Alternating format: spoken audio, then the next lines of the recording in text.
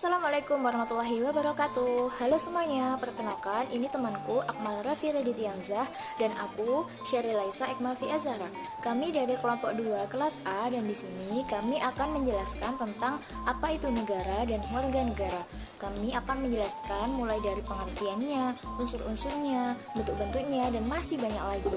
Langsung saja kita masuk ke pembahasannya. Selamat belajar dan selamat menonton. Yang pertama, kita akan menjelaskan tentang apa itu sebuah negara. Jadi, pengertian negara itu ada banyak sekali macamnya menurut berbagai orang atau berbagai ahli. Dan di sini kami hanya mengambil dari 3 tokoh. Yang pertama yaitu Roger F. Saltau yang mengatakan bahwa negara adalah alat atau wewenang yang mengatur atau mengendalikan persoalan bersama atas nama masyarakat. Kemudian yang kedua yaitu dari George Jelinek yang mengatakan bahwa negara merupakan organisasi kekuasaan dari kelompok manusia yang telah berdiam di suatu wilayah tertentu. Yang kemudian ketiga yaitu berasal dari Prof. R. Djoko Sutomo yang mengatakan bahwasannya negara adalah suatu organisasi manusia atau kumpulan manusia yang berada di bawah suatu pemerintahan yang sama. Kemudian kita dapat mengambil kesimpulan bahwa pengertian dari suatu negara adalah organisasi masyarakat yang memiliki kekuasaan mengatur hubungan antar masyarakat, menyelenggarakan ketertiban, dan menetapkan tujuan bersama. Negara juga merupakan entitas politik yang memiliki wilayah, penduduk, pemerintahan, dan kedaulatan. Selanjutnya, istilah negara diterjemahkan dari beberapa kata asing. Salah satunya yaitu state dari bahasa Belanda atau Jerman, kemudian state dari bahasa Inggris, dan etat dari bahasa Perancis. Bahasa-bahasa tersebut diambil dari bahasa Latin yaitu status atau statum yang artinya keadaan yang tegak dan tetap. Kemudian setelah kita mempelajari apa itu arti sebuah negara, pasti tergambar bahwasannya sebuah negara pasti memiliki seorang penduduk atau beberapa penduduk ya, banyak penduduk. Maka hal itulah yang disebut dengan warga negara. Pengertian warga negara sendiri juga banyak sekali menurut beberapa ahli dan di sini kami hanya mengambil dari 3 tokoh saja. Yang pertama yaitu A.S. Hikam yang mengatakan bahwasannya warga negara merupakan anggota dari sebuah komunitas yang membentuk sebuah negara itu sendiri. Yang kedua yaitu dari Austin Raney yang mengatakan bahwasannya warga negara adalah orang-orang yang memiliki kedudukan resmi sebagai anggota penuh dalam suatu negara. Dan yang terakhir atau yang ketiga yaitu dari Undang-Undang Dasar Nomor 2 Tahun 1998 yang mengatakan bahwasannya orang-orang bangsa Indonesia adalah orang-orang bangsa Indonesia asli dan orang-orang bangsa lain yang disahkan dengan undang-undang sebagai warga negara Indonesia. Kemudian dapat ditarik kesimpulan bahwasanya warga negara merupakan suatu peserta dari suatu persekutuan yang didirikan dengan kekuatan bersama atas dasar tanggung jawab bersama dan untuk kepentingan bersama pula. Secara umum, warga mengandung arti peserta atau anggota dari suatu organisasi perkumpulan. Jadi, secara sederhana, warga negara diartikan sebagai anggota dari suatu negara atau penduduk dari suatu negara. Kemudian, istilah warga negara merupakan terjemahan dari kata citizen bahasa Inggris. Kata citizen secara etimologis berasal dari bangsa Romawi yang pada waktu itu berbahasa Latin, yaitu kata civis atau civitas yang berarti anggota warga dari city-state. Selanjutnya, kata ini dalam bahasa Perancis diistilahkan citoyen yang bermakna warga dalam state atau kota yang memiliki hak terbatas. Baik, selanjutnya setelah kita mengerti apa itu negara dan warga negara, sekarang kita masuk ke unsur-unsur negara. Unsur-unsur negara merupakan elemen-elemen penting yang harus ada dalam suatu negara, dan hal itu meliputi wilayah, penduduk, pemerintahan, dan pengakuan dari negara lain. Dan di sini akan dijelaskan satu persatu. Yang pertama yaitu penduduk. Dalam buku pengantar ilmu politik karya Miriam Budiarjo tahun 2012 dijelaskan bahwa penduduk merupakan salah satu unsur pembentuk negara yang paling fundamental atau paling mendasar. ibaratnya paling penting lah. Dalam bukunya, penduduk juga diartikan sebagai sekelompok orang yang tinggal dan menetap dalam suatu negara dan berada di bawah kekuasaan pemerintahan negara tersebut. Yang kemudian setelah adanya penduduk yaitu wilayah. Wilayah negara memegang peranan yang sangat penting dalam keberadaan suatu negara, karena di wilayah tersebutlah negara mengatur dan melaksanakan segala kebijakan dan kegiatan pemerintah untuk kepentingan rakyat. Menurut pasal 1 ayat 1 Undang-Undang Dasar 1945, wilayah Indonesia terdiri atas daratan, perairan, dan ruang udara bagian atas.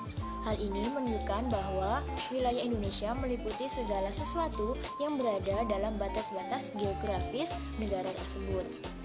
Setelah penduduk dan wilayah, yang ketiga adalah pemerintahan. Pemerintah adalah organisasi tertinggi di suatu negara yang mempunyai kekuasaan untuk mengambil keputusan, mengatur negara, dan segala aspek kehidupan masyarakat di suatu wilayah tertentu. Pemerintahan ini dipimpin oleh pemimpin tertinggi negara yang biasa disebut kepala negara, atau kalau di Indonesia disebut presiden. Kalau di negara lain ada yang dipanggil raja dan sebagainya. Pemerintahan ini juga memiliki sistem kekuasaan yang terdiri atas eksekutif, legislatif, dan yudikatif. Setelah penduduk, wilayah, dan pemerintahan, yang terakhir adalah pengakuan dari negara lain. Pengakuan negara lain merupakan bagian penting dari negara. Pengakuan ini menunjukkan bahwa negara lain mengakui negaranya sebagai entitas yang merdeka dan berdaulat. Dalam hubungan internasional, pengakuan oleh negara lain merupakan salah satu kriteria yang harus dipenuhi oleh suatu negara untuk menjadi anggota masyarakat internasional. Jadi seperti itulah unsur-unsur negara. Oke, selanjutnya yakni teori terbentuknya negara. Ada beberapa teori yang menjelaskan bagaimana negara bisa terbentuk. Yang pertama yakni teori ketuhanan. Negara terbentuk atas kehendak Tuhan. Yang kedua yakni teori perjanjian sosial. Yang ketiga yakni teori kekuasaan, dan yang terakhir yakni teori hukum alam. Yang pertama, teori ketuhanan atau divine right theory. Konsep dasarnya yakni negara dianggap sebagai ciptaan Tuhan atau atas kehendak ilahi. Contoh historisnya yakni kerajaan Mesir kuno yang dipimpin oleh Firaun yang dianggap sebagai dewa atau wakil dewa di bumi. Yang kedua yakni teori perjanjian sosial. Konsep dasar dari teori perjanjian sosial yakni negara terbentuk melalui kesepakatan atau kontrak sosial antara individu dalam masyarakat. Tujuannya adalah untuk menciptakan ketertiban dan melindungi hak-hak individu. Contoh penerapannya yakni sidang BPUPKI dan PPKI yang merumuskan dasar negara dan konstitusi UUD 1945. Yang ketiga yakni teori kekuasaan. Konsep dasar dari teori kekuasaan yakni negara terbentuk karena kekuatan fisik, politik, atau ekonomi. Kekuasaan adalah faktor utama dalam pembentukan negara. Contohnya yakni Perang Kemerdekaan 1945 yang melawan Belanda. Yang kedua yakni penumpasan pemberontakan seperti DII-TII atau Permesta dan PRRI. Yang terakhir yakni teori hukum alam. Konsep dasar dari teori hukum alam yakni negara terbentuk secara alami karena manusia adalah makhluk sosial atau zoonpolitikon. Manusia membutuhkan organisasi untuk memenuhi kebutuhan hidupnya. Relevansinya untuk Indonesia yakni Indonesia sebagai negara yang terbentuk secara alami karena kebutuhan masyarakat Nusantara untuk bersatu melawan penjajah. Konsep Bhinneka Tunggal Ika mencerminkan kesadaran akan keberagaman sebagai bagian dari hukum alam. Selanjutnya yakni bentuk-bentuk negara. Bentuk-bentuk negara ada dua, yakni menurut bentuk kenegaraan, yang kedua menurut bentuk pemerintahan. Untuk bentuk kenegaraan ada tiga. Yang pertama negara kesatuan atau unitaris, yang kedua negara federasi, dan yang ketiga negara konfederasi. Untuk bentuk pemerintahan ada negara monarki dan negara republik. Yang pertama yakni negara kesatuan atau unitaris. Ciri-ciri dari negara kesatuan yakni kekuasaan terpusat pada pemerintahan pusat dan memiliki daerah otonom terbatas. Contoh negara yang memiliki bentuk negara kesatuan, yakni negara Indonesia, Jepang, dan Perancis. Keunggulannya yakni lebih mudah dalam pengambilan keputusan dan integrasi nasional lebih kuat. Namun memiliki kelemahan yakni kurang memperhatikan keberagaman daerah. Yang kedua yakni negara federasi. Ciri-cirinya yakni pembagian kekuasaan antara pemerintah pusat dan negara bagian, memiliki konstitusi sendiri. Contoh negara yang memiliki bentuk negara federasi yakni Amerika Serikat, India, dan Australia. Keunggulannya yakni menghormati keberagaman daerah dan pembagian kekuasaan mencegah tirani. Namun memiliki kelemahan yakni potensi konflik antar pemerintah pusat dan negara bagian. Selanjutnya, negara konfederasi memiliki ciri-ciri gabungan negara-negara merdeka yang bekerja sama. Kekuasaan pusatnya sangat lemah. Contoh negara-negaranya yakni Uni Eropa, meskipun tidak sepenuhnya berbentuk konfederasi. Keunggulan dari negara berbentuk konfederasi yakni menjaga kedaulatan masing-masing negara, sedangkan kelemahannya yakni sulit untuk mencapai keputusan bersama. Kemudian bentuk yang selanjutnya yakni bentuk pemerintahan monarki, memiliki ciri-ciri kepala negaranya adalah raja. Kekuasaan dapat bersifat absolut atau konstitusional. Contoh negara monarki absolut yakni Arab Saudi, sedangkan untuk monarki konstitusional yakni Inggris dan juga Jepang. Keunggulan dari bentuk pemerintahan monarki ini adalah politiknya yang stabil, sedangkan kelemahannya yakni potensi penyalahgunaan kekuasaan pada monarki absolut.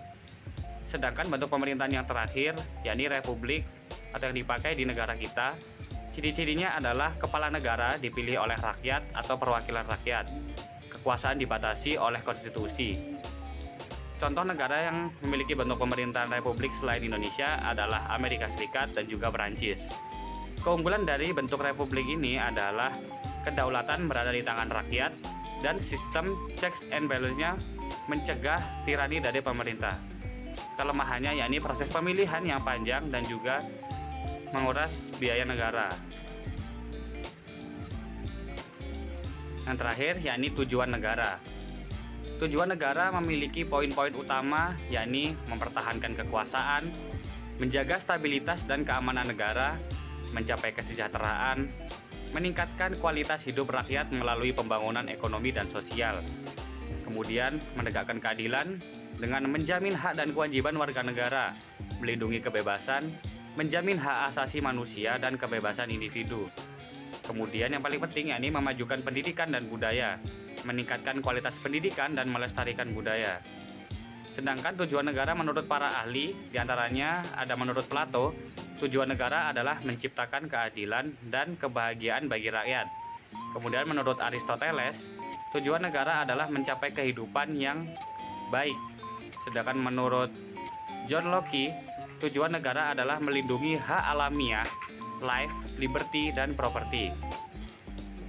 Tujuan negara yang dianut oleh Indonesia atau yang dipakai di Indonesia, ya poin utamanya adalah tercantum dalam pembukaan UUD 1945 alinea yang keempat. Yang pertama yakni melindungi segenap bangsa Indonesia dan seluruh tumpah darah Indonesia. Yang kedua yakni memajukan kesejahteraan umum, mencerdaskan kehidupan bangsa, dan ikut melaksanakan ketertiban dunia yang berdasarkan kemerdekaan, perdamaian abadi, dan keadilan sosial. Dan mungkin cukup sekian video kali ini. Terima kasih sudah menonton. Semoga video ini bermanfaat untuk kalian dan jangan lupa untuk mendoakan kami. Semoga kami mendapatkan nilai yang baik untuk tugas ini. Jangan lupa untuk like, komen, dan share video ini. Terima kasih sudah menonton. Wassalamualaikum warahmatullahi wabarakatuh. See ya.